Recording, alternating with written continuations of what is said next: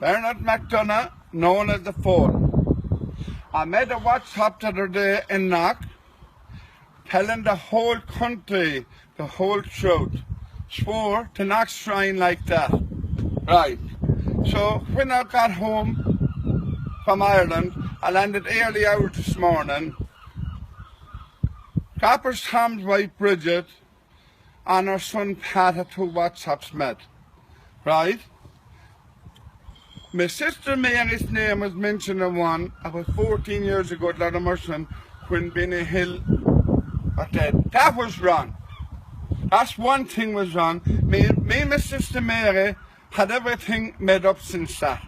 Now that was never mentioned anymore. With the issues that we had down in London, whatever happened was nothing whatsoever got to do with you, Bridget.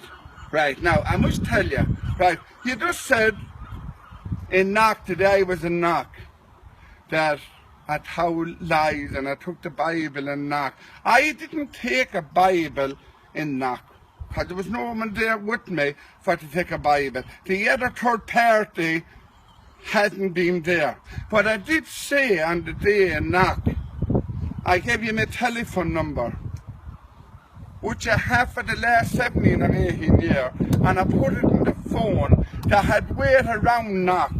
If Tom rung me and he got to prove to come on, I would have took the Bible and Knock.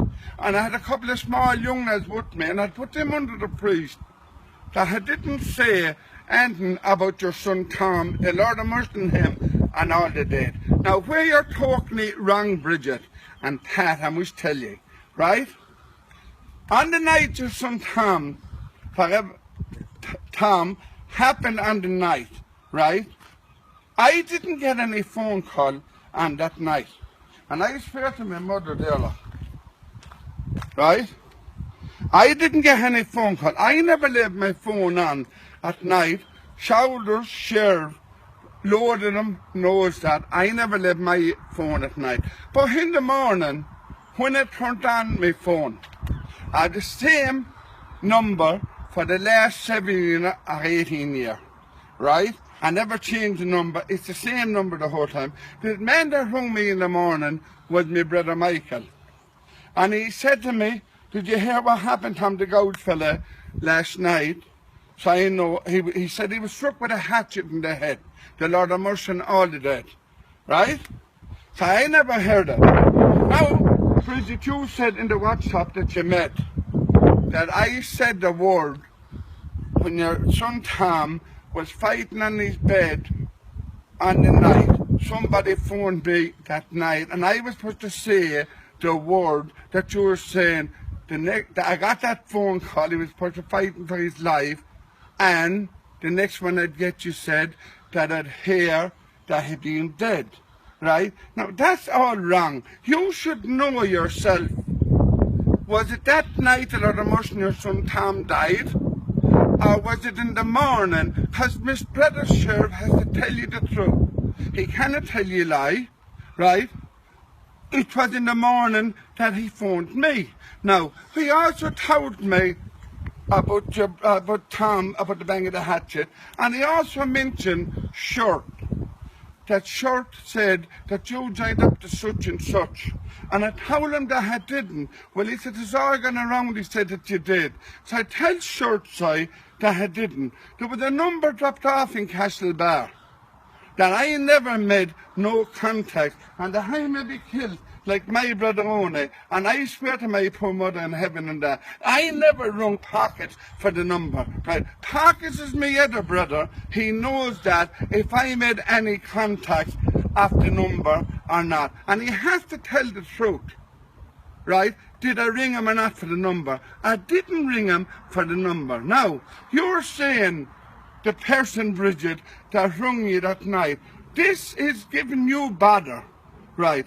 You're believing that I said. I was on to Tom a lot of weeks ago about your son saying I cut up foal and I cut up that. No one of your family never cut me up. From Ted said telling me yesterday in the WhatsApp, him and Tom bit me in the hut to get me. They cut me in bits. I was saying that, old bruises to my face and old bruises to my head. Right, you still didn't run me, if you remember, on the night. Do you remember that? I went still went for the funeral next morning in Ballymore. The mass, I think, was in Tubber, and we went on to Ballymore to the funeral. Right. Now, Tom, you caught me, Pat, you caught me yesterday, Pat. You caught me pig swell guts. Now, this is my mother that I done the country with, walking, begging, selling buckets and selling saucepans. She wasn't a steal.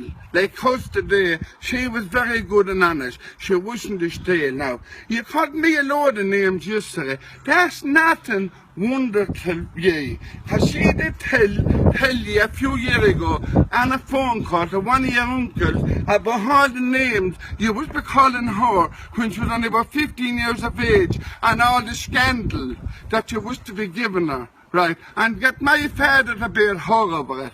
Right, now remember that. Right, now, any name that you called me yesterday, I won't call you any back for it. Right, now, she's my mother, and she reared 70 in her house, and no one of us had no pigs or no animal bellies. Remember that one. Right, now, she reared me. She reared me, and I swear to her, and I swear to my mother in heaven, she reared me with good guts, with very, very good guts. And a fella could go out and do that for himself. A fella could go out and do that, and there's no fella up here, and no fella down here. And don't be saying all your life, I am bullying ye.